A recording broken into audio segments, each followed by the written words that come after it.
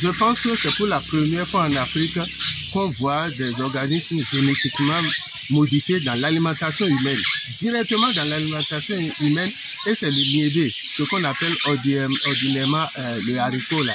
Et ça a commencé au Nigeria et depuis 2018-2020 par là. Maintenant, le projet, c'est quoi? L'USAID veut étendre tout ce projet, il veut étendre le projet sur toute l'Afrique de l'Ouest. Les pays ciblés pour la première phase, il y a le Sénégal, le Niger, le Nigeria et le Bénin. Donc, l'USAID a lancé un appel à candidature et ce sont ces pays-là qui ont gagné à travers leur institut de recherche. Vous voyez? Donc, les gens veulent couvrir l'Afrique de l'Ouest de niébé génétiquement modifié. La question qu'on se pose, c'est quoi? Qui leur a demandé ça? C'est ça. Personne n'a demandé aux Américains de nous donner des OGM à manger. Et je vous dis, nous, mon organisation Orade est en train de travailler sur le niébé depuis 2014 avec l'appui de BD et de Misérior. Il y a la ACB aussi qui nous accompagne. Il y a Misérior, ACB, FIAN et BD qui nous accompagnent sur la recherche participative et la conservation de la biodiversité du niébé. De 9 variétés, nous sommes partis aujourd'hui à 19 variétés. Vous voyez, de 2014 à ce jour, mon organisation est en train de travailler avec ses membres sur 19 variétés de niébé. Maintenant, comment est-ce que les gens viendront nous proposer du niébé génétiquement modifié pour détruire toute cette biodiversité?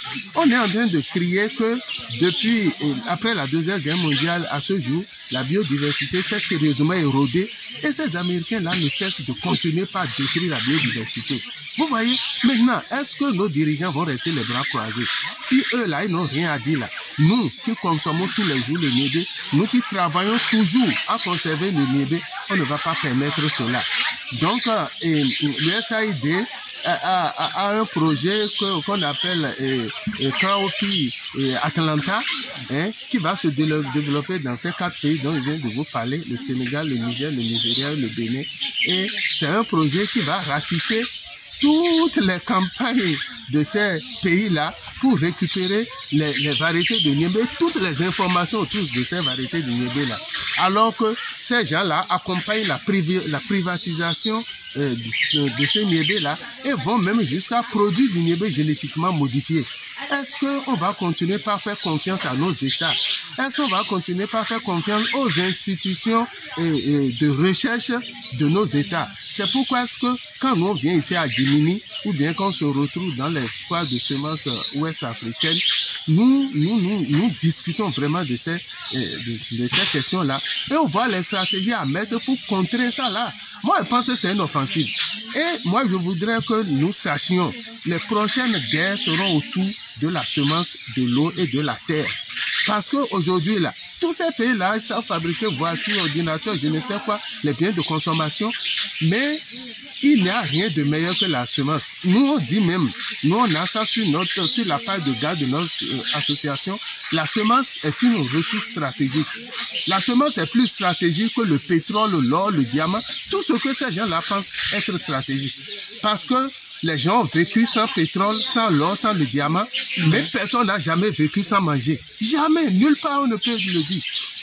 Et je pense que il faudrait qu'on revoie ce que les gens, les critères du droit de l'homme. Je ne sais pas, hein, ces gens-là qui sont là-bas, qui nous parlent toujours de droit de l'homme, ils amènent les gens là et pour les enfermer pour de rien du tout, alors que ce sont que les premiers criminels.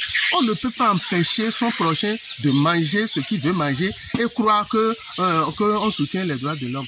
Les droits de l'homme commencent par le bien manger, le bien boire, le bien dormir.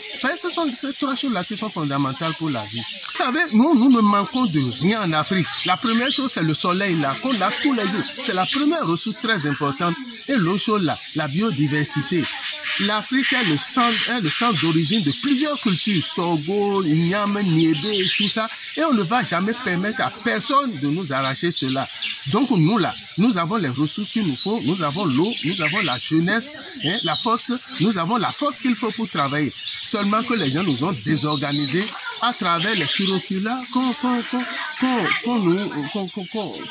dans lequel on nous met dans nos écoles et nos universités.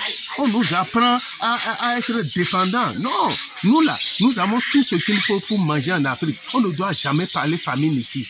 Nos États nous devons nous organiser. Pourquoi les zones qu'on dit arides, sans pluie et tout ça là, eux ont leur potentialité.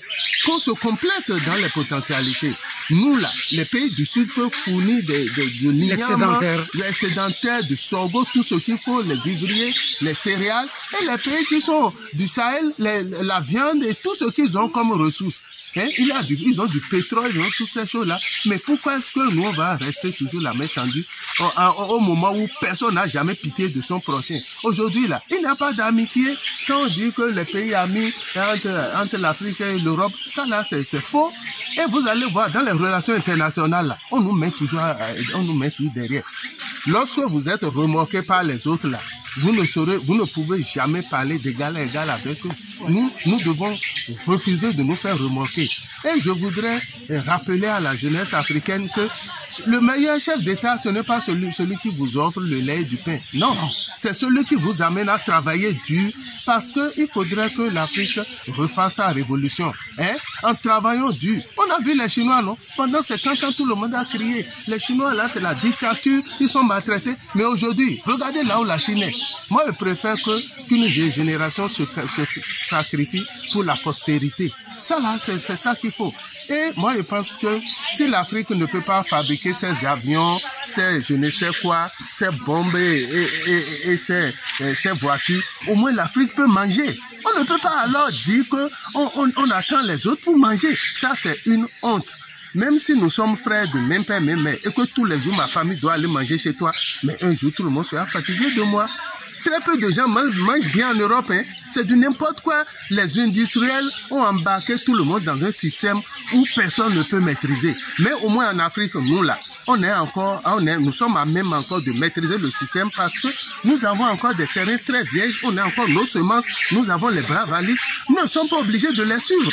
Lorsque nous allons nous mettre dans leur logique là, on est perdu, parce que eux-mêmes, leur logique là, ils ne maîtrisent pas ça.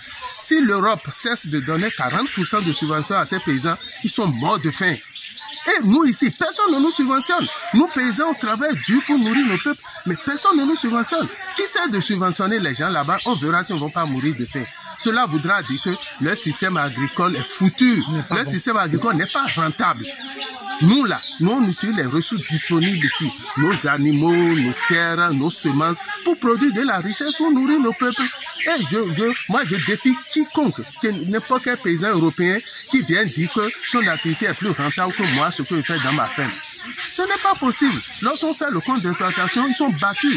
Sur le marché mondial, on va, ce n'est pas, c'est-à-dire qu'on ne va pas sur les mêmes pieds d'égalité. Eux sont subventionnés à 40% au moins. Nous, rien du tout. Et on veut aller vendre sur le même marché.